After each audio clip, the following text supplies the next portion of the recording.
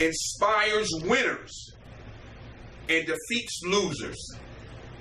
When something does not work out the way you have planned, let it inspire you to try a different approach and learn and then move on. All right, let's go to two more. Listening is more important than talking, and that's something that we have to learn. Praise be to God. Do not constantly argue and think with your mouth, but instead ask questions and absorb new ideas. Praise be to God. And then lastly, be in control over your emotions. Very important.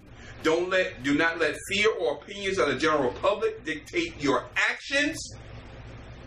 When stock prices decline, people run away. However, when the local supermarket has a sale, people buy as much as they can. Same principle. When people sell out at a low price, I've learned this about the market. When people are selling out, that's the best time to buy.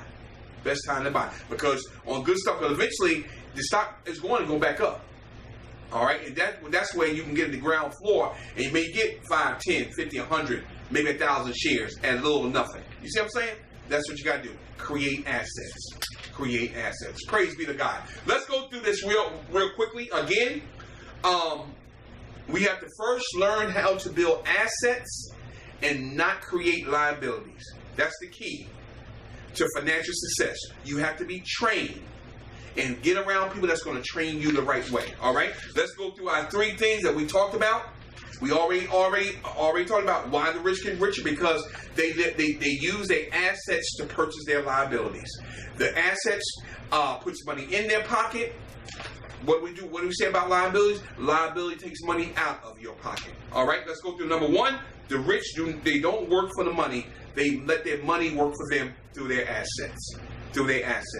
All right. Number 2, why teach financial literacy? Because it's something that is not taught in schools. We need to learn it, because that's the only way we're going to have financial success, unless we learn. And the most important thing that we learn about today is we have to learn the difference between assets and liabilities. If you don't learn anything else about what we said today, assets, liabilities.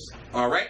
And then thirdly, the third lesson that we learned today is mind your own business. Get into a business that's going to create assets for you that you don't have to be around, or investing in stocks, mutual funds. Get around people, learn about different things that you'll learn about, getting a job where you can learn about these things so you can benefit yourself and start creating assets for yourself so that money can start working for you. All right? Praise be to God. Well, I hope that you have gotten something out of this message today. This has been a powerful message, and I hope that you got something out of it. I have learned something. Every time I come on broadcast to give you something, I always learn something new about what God gives me to give to you. So we thank you so very much for tuning into the Trauma Network for Men. We ask that you continue to pray for us as we continue to pray for you.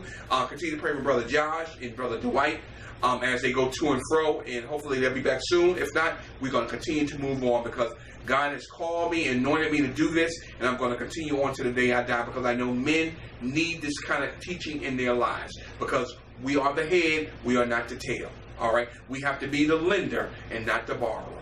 Praise be to God. We thank you so very much for tuning in, and as the guys will always say, it's not what happens to you that matters, it's but how you react to the situation.